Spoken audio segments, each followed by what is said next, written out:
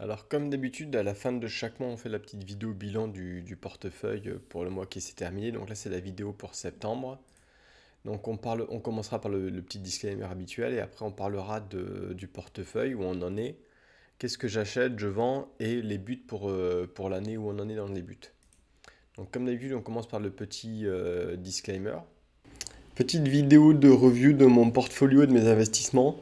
Alors comme je suis aux US, je vais commencer par la tradition américaine en rappelant qu'il n'y a aucun conseil d'investissement dans la vidéo, c'est juste du divertissement.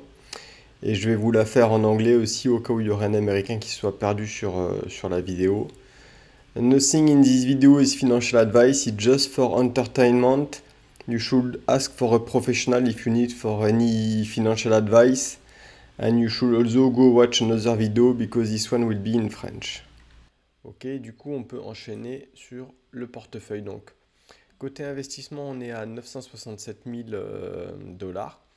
Donc, encore une fois, je traque dans les parties investissement que les comptes auxquels j'ai accès facilement. Donc, il n'y a pas le 401k, il n'y a pas les cryptos. J'ai une vidéo sur les cryptos à part, j'essaierai de mettre le lien si je sais comment on peut faire ça. Donc, Charles Schwab, on est à 468, Interactive Broker 487. Donc, c'est bien parce que un des buts de cette année, c'était de dépasser 450 sur les deux comptes titres. Donc, ça, c'est cool. L'IRA, on est à 12 000. Donc, c'était aussi un début de l'année. Donc, il y a une slide à la fin là-dessus. Donc, on continue. Ça, c'est pas spécialement intéressant. C'est le détail compte par compte. Mais je passe. Il y a le récapitulatif après. Donc, le récapitulatif, on est, donc, ce que je dis, le portefeuille à 967 000. Le mois dernier, on était à 947 000. On s'est pris 2600 dollars de dividendes.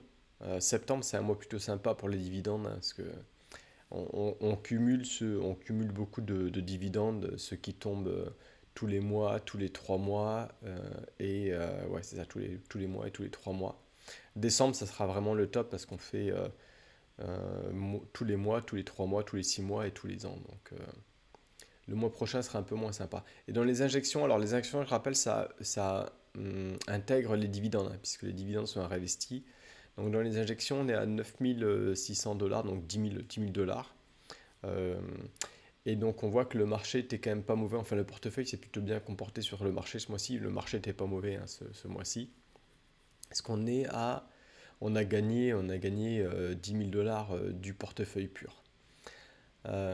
Ouais, est-ce que ce mois-ci était plutôt pas mal et puis on a eu la baisse des taux de la Fed, donc ça a bien aidé le marché. Là, on recommence à repartir vers un cycle aussi, hein. Il y a beaucoup de banques centrales qui coupent et du coup, justement, c'est pour ça que je vais parler de ce que j'achète et je vends. Je pense qu'on repart dans un marché où il y a des liquidités qui arrivent, donc je pense qu'acheter n'importe quoi, ça sera bon. Alors, qu'est-ce que j'ai acheté principalement ce mois-ci? Des cryptos. Ce qui est ce cycle, hein, tous les 4 ans où en fait c'est les injections de liquidités, ça match aussi avec les élections. Donc c'est pratiquement ésotérique, hein, mais moi je suis pas difficile à convaincre. Ça a marché en 2020, donc je remets quelques jetons pour 2024. Surtout quand je vois les liquidités qui commencent à revenir, donc je me dis pourquoi pas. Je pense que le mois de octobre, novembre vont être plutôt sympa. Octobre pas forcément, mais novembre je pense que ça va être plutôt sympa. Après les élections, toute la tension et la peur des élections va disparaître et l'argent va revenir. Donc ça sera différents secteurs, mais l'argent va revenir. Dans les stocks, je prends alors BitX qui est un ETF Bitcoin avec leverage. Donc ouais, juste histoire de maximiser un petit peu. Alors c'est pas une grosse position, mais bon, c'est juste histoire de maximiser un petit peu. Je me force à prendre du World ETF, un VT, qui est l'ETF qui traque le monde entier. Donc qui est là parce qu'en fait ça monte tout le temps. Donc c'est là où je stocke en fait mon argent. Donc même si ça a l'air overvalue, hein, sur les longues périodes de temps, ça monte quasiment tout le temps. Ça récupère, hein, quand ça crache. Donc je me force à acheter, surtout pour le côté melt-up en fait. Parce que de toute façon les deux candidats ont dit qu'ils voulaient dévaluer la monnaie. Donc voilà, autant avoir des titres de propriété plutôt qu'une monnaie qui est dévaluée par nos politiques. Et je prends des dividendes aussi, hein, pareil, vu la baisse des taux, normalement les dividendes commencent à être un peu plus désirables comme stock. Et ensuite, on va finir sur les buts. Donc les buts de 2024, donc tout est déjà fait. Donc on est fin septembre, on a fini les buts de 2024, donc c'est plutôt bien. ce que je disais, avoir entre 450 et 500K sur les comptes titres. Pas plus de 500 parce que la garantie est à 500, donc ça m'embête un peu de dépasser la garantie, même si bon, je suis pas spécialement confiant de toute façon. L'IRA, on voulait monter à 12K, qui est le maximum. En fait, on peut mettre que 6K par an. Donc ça, c'est fait.